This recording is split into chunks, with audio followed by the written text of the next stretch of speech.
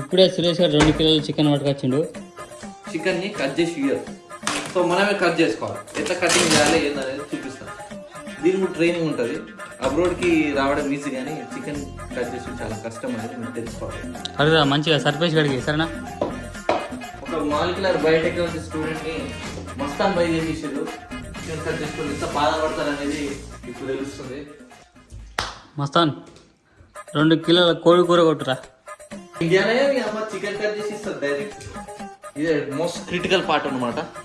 దీన్ని ఎట్లా కట్ చేస్తా అంటే ఒక మస్తాన్ బై కట్ చేసినట్టు కట్ చేస్తాను.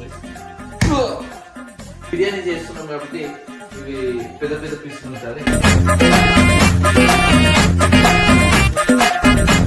సో జర్మన్లో ఇట్లాంటివి కామన్, ఎప్పటి కట్ చేసి ఇవ్వడు, మనమే ఇంట్లో తెచ్చుకొని కట్ చేసుకోవాలి.